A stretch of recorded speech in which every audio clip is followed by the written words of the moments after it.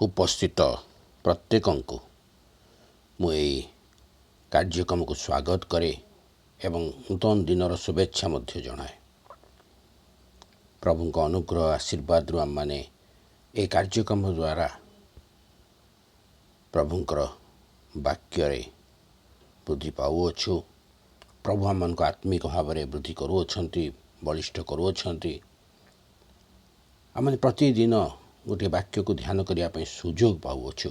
ଏହା କେବଳ ପ୍ରଭୁଙ୍କ ଅନୁଗ୍ରହ ଏବଂ ଆଶୀର୍ବାଦ ତତ୍ସହିତ ଆପଣମାନଙ୍କର ମନୋଯୋଗ ମଧ୍ୟ ବାକ୍ୟ ପ୍ରତି ଆପଣମାନେ ମନୋଯୋଗୀ ହୋଇଥିବାରୁ ଏ କାର୍ଯ୍ୟକ୍ରମକୁ ଏକ ସଫଳତା ରୂପ ଦେଉଛନ୍ତି।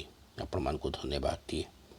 ଆସନ୍ତୁ ସର୍ବପ୍ରଥମେ ଆମମାନଙ୍କର ସଦାପ୍ରଭୁଙ୍କୁ ଆମେ ଧନ୍ୟବାଦ ଦେବା, ପ୍ରାର୍ଥନା କରିବା।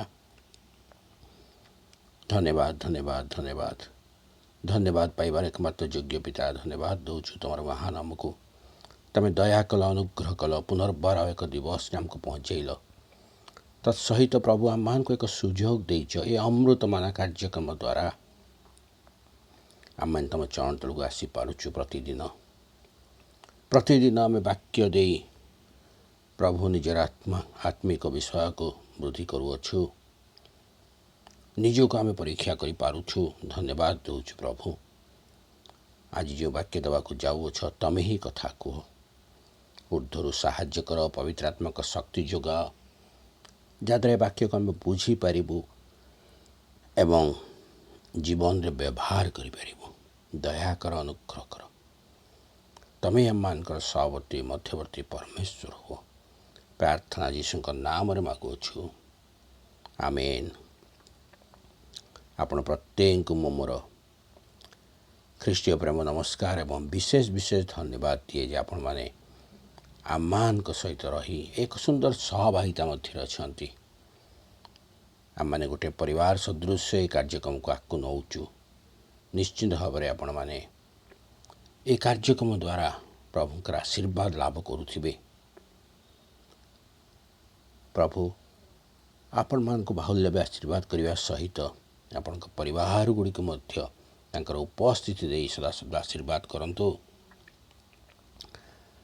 କହିବାକୁ ଚାହେଁ ଯେଉଁମାନେ ନୂତନ ଭାବରେ ଆସିଛନ୍ତି ଚ୍ୟାନେଲଟିକୁ ଏହି କ୍ଷଣି ସବସ୍କ୍ରାଇବ୍ କରନ୍ତୁ, ବେଲ୍ ଆଇକନ୍କୁ ଚିପି ଦିଅନ୍ତୁ, କାରଣ ଯାହାଦ୍ୱାରା ଆପଣମାନେ ଆମମାନଙ୍କର ପରବର୍ତ୍ତୀ ସମସ୍ତ କାର୍ଯ୍ୟକ୍ରମର ନୋଟିଫିକେସନ୍ ପାଇବେ ଏବଂ ସହଜରେ ଆପଣମାନଙ୍କର ମୋବାଇଲରେ ଆମର କାର୍ଯ୍ୟକ୍ରମ ଆପଣ ପାଇପାରିବେ। ଆସନ୍ତୁ ଆଜିର ଧ୍ୟାନ ମଧ୍ୟକୁ ଯିବା। ଗତ 2 ଦିନରୁ ଆମେ ଗୀତ ସଙ୍ଗୀତ ଏକ ପର୍ବରୁ କିଛି ଶିକ୍ଷା କରୁଅଛୁ। ପ୍ରଥମ ଦିନ ଆମେ ଧ୍ୟାନ କଲୁ ପରମେଶ୍ୱରଙ୍କ ସମ୍ମୁଖରେ ଜଣେ ମନୁଷ୍ୟକୁ ଧନ୍ୟ ହେବାକୁ ହେଲେ ତାର ଜୀବନରେ 3ଟି ବିଷୟ ଥିବାର ଅଛି। ସେ କଦାପି ଦୁଷ୍ଟମାନଙ୍କର ମନ୍ତ୍ରଣାରେ ଚାଲୁନଥିବ, ସେ କଦାପି ପାପୀମାନଙ୍କର ମାର୍ଗରେ ଠିଆ ହେଉନଥିବ ଓ ସେ କଦାପି ନିନ୍ଦକମାନଙ୍କ ସଭାରେ ବସୁନଥିବ। ତତ୍ସହିତ ଧନ୍ୟ ମନୁଷ୍ୟର ଆମେ ଦେଖିଲୁ 2ଟି ଲକ୍ଷଣ ମଧ୍ୟ ଥିବାର ଅଛି। ସେ ସଦାପ୍ରଭୁଙ୍କ ବାକ୍ୟରେ ଆମୋଦ କରୁଥିବ ଓ ଦିବାରାତ୍ର ବାକ୍ୟ ଧ୍ୟାନ କରୁଥିବ। ଦ୍ୱିତୀୟ ଅଧ୍ୟାୟରେ ଆମେ ଧ୍ୟାନ କଲୁ ଧନ୍ୟ ମନୁଷ୍ୟ କିପରି ଜଳସ୍ରୋତ ନିକଟରେ ରୋପିତ ବୃକ୍ଷ ସଦୃଶ୍ୟ ହୋଇଥାଏ। ତାରଠାରେ ସର୍ବଦା ଫଳ ଥାଏ ଏବଂ ତାର ଜୀବନ କଦାପି ମଳିନ ହୁଏ ନାହିଁ। ସେ ଯାହା କରେ ତାହା ସଫଳ ହୁଏ।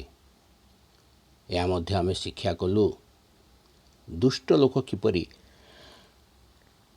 ତୋଷ ତୁଲ୍ୟ ହୁଏ। ତାକୁ ପବନରେ ଉଡ଼ାଇ ଦିଆଯାଏ, ତା ଜୀବନରେ କୌଣସି ସଫଳତା ଦେଖିବାକୁ ମିଳେ ନାହିଁ। ଆଜି ଆମେ ଏହି ପର୍ବରୁ ଆଉ କିଛି ଧ୍ୟାନ କରିବା। 2 ଦିନରୁ ଆମେ ଧନ୍ୟ ମନୁଷ୍ୟ ଓ ସଫଳ ମନୁଷ୍ୟ ବିଷୟରେ ଧ୍ୟାନ କରିଅଛୁ। 2 ପ୍ରକାର ମନୁଷ୍ୟ ବିଷୟରେ ଆମେ ଧ୍ୟାନ କରିଛୁ, ଧନ୍ୟ ମନୁଷ୍ୟ ଏବଂ ସଫଳ ମନୁଷ୍ୟ। ଆଜି ଆମେ ଧ୍ୟାନ କରିବା ଦୁଷ୍ଟ ମନୁଷ୍ୟ ବିଷୟରେ। ବାକ୍ୟ ଆମକୁ କ'ଣ କୁହେ ଆମେ ତାହା ବାକ୍ୟରୁ ପାଠ କରିବା ଏବଂ ସେଥିରୁ ଶିକ୍ଷା କରିବା। ଆମେ ବାକ୍ୟ ପାଠ କରିବା ଗୀତ ସଂହିତା 1 ପର୍ବ 5 ପଦ ଏବଂ 6 ପଦ। गीत संगीता एक पर्व तार 5 पद एवं 6 पद सेठा लिखा जाउची एहेतु दुष्ट माने विचार स्थान रे अबा पापी माने धार्मिक मानक मंडली ठिया हेबे नाही कारण सदाप्रभु धार्मिक मानक पथ जानती मात्र दुष्ट मानक पथ विनष्ट हेब। पुनर्बार पढ़ा चाहे लिखा जाए एहेतु दुष्ट माने विचार स्थान रे अबा पापी माने धार्मिक मानक मंडली ठिया हेबे नाही कारण सदाप्रभु धार्मिक मानक पथ जानती मात्र दुष्ट मानक पथ विनष्ट हेब। प्रभु ये पठित शास्त्र को बुझीबारे आम को साहाय्य करंतु। आम परमेश्वर होउचंती न्यायवान परमेश्वर, से होउचंती सत्य परमेश्वर। तेणु दुष्ट माने सदाप्रभु को सम्मुख रे विचार समय रे ठिया ही पारिबे नाही, कदापि ठिया ही पारिबे नाही। आम समस्त निमंते विचार होची सुनिश्चित। आ जो दिन आमर विचार हेब आमको सदाप्रभु सम्मुख रे ठिया करा जीवो। मन रखंतु जदि आमे दुष्ट मनुष्य भाव रे जगत रे वास करूअछु तेबे सेही विचार समय रे सदाप्रभु को समय ठिया हे पारिबा नाही। सदाप्रभु को सम्मुख रे कदापि आमे ठिया ही पारिबा नाही। आमे सदाप्रभु को सम्मुख रे ठिया हेबा पूर्वरु ही प्रभु दूत मान को द्वारा आमको सेठारु बाहर कर देथिबे। सेतबेले आमे जानिबा जे आमे दुष्ट स्वभाव नहीं जगत रे बंचु थिबारु वर्तमान आ विचार निमंते मध्य ठिया हेबार योग्यता आमर नाही। आमे योग्य नाहू। तापर लिखा जाए पापी माने धार्मिक मानक मंडली रे ठिया हेबे नाही। यार अर्थ जो स्थान धार्मिक मान को रखा जीवो, जो स्थान रे धार्मिक माने बसी स्वर्गदूत मान सहित परमेश्वर को प्रशंसा करुथिबे सेही स्थान रे पापी मान निमंते स्थान नथिबो। आम 6 पदरे पाठ करू लिखा जाए सदाप्रभु धार्मिक मानकर पथ जानती। धार्मिक व्यक्ति को प्रभु सर्वदा निजर पाखे पाखे रखि थांती।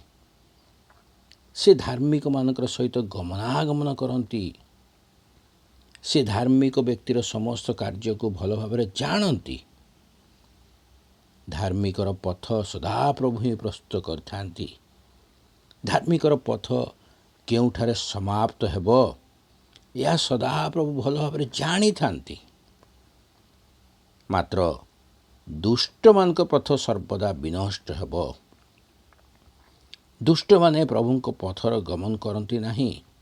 तेणु सेमानकर पथ कदापि सुरक्षित नुहे। सेमानकर पथ सर्वदा विनष्ट हेउथिबो।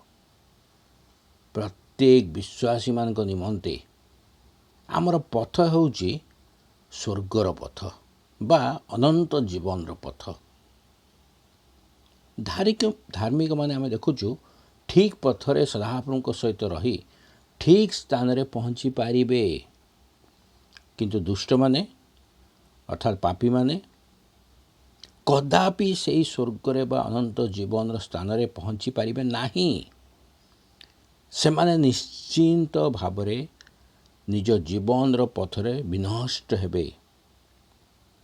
आज आमे निजको प्रश्न करिबा आमे क्यों प्रकार व्यक्ति? आमे धार्मिक व्यक्ति ना आमे दुष्ट व्यक्ति? धार्मिक व्यक्तिर विषय रे आमे शिखिलु धार्मिक कदापि दुष्ट मानकर मंत्रणा चले नहीं। से पापी मानकर मार्ग रे ठिया हुए नहीं बा निंदक मानक सभा रे बसे नहीं। से सदाप्रभु व्यवस्था वाक्य आमोद करे। से वाक्य को ध्यान करिवार आनंद पाए एवं से दिवारात्र ताहा ध्यान मध्य करे। कौन यही समस्त अभ्यास आमर अच्छी? जदि अच्छी तेबे आमे धार्मिक व्यक्ति, नचेत आमे तोष तुल्य अटू। भल शिक्षा कौन मंद शिक्षा कौन ता आमको जना न थाए। ଆମର ପଥ କଦାପି ସ୍ଥିର ନୁହଁ, ଯାହାଦ୍ୱାରା ଆମର ବିଶ୍ୱାସ ମଧ୍ୟ ସ୍ଥିର ନୁହଁ। ଆମେ ନିଶ୍ଚିନ୍ତ ଭାବରେ ଦୁଷ୍ଟ ମନୁଷ୍ୟମାନଙ୍କ ସହିତ ଗଣନା କରାଯିବା। ଯଦି ଆମେ ଦୁଷ୍ଟମାନଙ୍କ ସହିତ ଗଣିତ ହେବୁ, ତେବେ ବିଚାର ଦିନରେ ଆମ ନିମନ୍ତେ ସ୍ଥାନ ନଥିବ। ନର୍କରେ କଲବଲ ଯନ୍ତ୍ରଣା ସୁନିଶ୍ଚିତ ଆମ ନିମନ୍ତେ ଥିବ। ତେଣୁ ଆଜିର ଏହି ବାକ୍ୟ ଦ୍ୱାରା ଆମେ ସଚେତନ ହେବା। ଆଜିଠାରୁ ଏକ ପବିତ୍ର ଜୀବନ ଅତିବାହିତ କରି ସଦାପ୍ରଭୁଙ୍କଠାରେ ଯେପରି ଧାର୍ମିକ ଗଣିତ ହେବା, ସେଥି ନିମନ୍ତେ ଆମେ ଚେଷ୍ଟା କରୁଥିବା। ପ୍ରଭୁ ଆମମାନଙ୍କୁ ସେଥିରେ ସାହାଯ୍ୟ କରନ୍ତୁ, ସେପରି ଚାଳନା ଦିଅନ୍ତୁ ଏବଂ ପ୍ରଭୁ ଆମମାନଙ୍କର ପଥକୁ ପ୍ରସ୍ତୁତ କରନ୍ତୁ। ଆମେ ପ୍ରାର୍ଥନା କରି ପ୍ରଭୁଙ୍କୁ ମାଗୁଥିବା, ପ୍ରତିଦିନ ମାଗୁଥିବା, ତାଙ୍କର ବାକ୍ୟକୁ ଧ୍ୟାନ କରୁଥିବା, ନିଶ୍ଚିନ୍ତ ଭାବରେ ପ୍ରଭୁ ଆମମାନଙ୍କର ପଥ ପରିଷ୍କାର କରିବେ, ଆମ ସହିତ ଗମନାଗମନ କରିବେ ଏବଂ ଆମେ ମଧ୍ୟ ସୁନ୍ଦର ସେହି ଧନ୍ୟ ମନୁଷ୍ୟ ସଦୃଶ ହେବୁ, ସଫଳ ମନୁଷ୍ୟ ସଦୃଶ ହୋଇପାରିବୁ। ପ୍ରଭୁ ଆମ ପ୍ରତ୍ୟେକଙ୍କୁ ଆଶୀର୍ବାଦ କରନ୍ତୁ। ଆସନ୍ତୁ ପ୍ରାର୍ଥନା କରିବା। ଧନ୍ୟବାଦ ରାଗର ଏକମାତ୍ର ପିତା, ଧନ୍ୟବାଦ ଦେଉଛି ପ୍ରଭୁ ସୁନ୍ଦର ବାକ୍ୟ ପାଇଁ। ହଁ ପ୍ରଭୁ,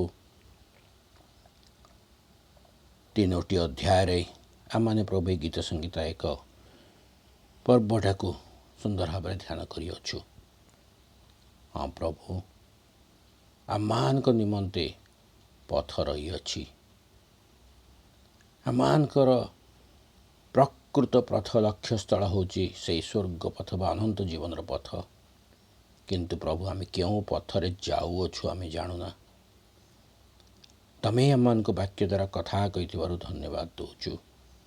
ତମ ଦୃଷ୍ଟିରେ ଯେପରି ଧନ୍ୟ ମନୁଷ୍ୟ ହୋଇପାରିବୁ, ଏହି ଜଗତରେ ଏକ ସଫଳ ମନୁଷ୍ୟ ହୋଇପାରିବୁ, ସେହିପରି ଅନୁଗ୍ରହ ଆଶୀର୍ବାଦ ପ୍ରଦାନ କର। ପ୍ରାର୍ଥନା କରୁଛୁ ପ୍ରଭୁ, ଦୁଷ୍ଟମାନଙ୍କ ସହିତ ଆମକୁ ଗଣନା କର ନାହିଁ। ଆମମାନେ ମଧ୍ୟ ସମସ୍ତ ଦୁଷ୍ଟମାନଙ୍କ ସହିତ ନ ବସି ପ୍ରଭୁ ଧାର୍ମିକମାନଙ୍କ ସ୍ଥାନରେ ଯେପରି ବସିପାରିବା, ସେହିପରି ଆଶୀର୍ବାଦ ଆମମାନଙ୍କୁ ପ୍ରଦାନ କର। ପ୍ରାର୍ଥନା ଯୀଶୁଙ୍କ ନାମରେ ମାଗୁଅଛୁ, ଆମେନ୍।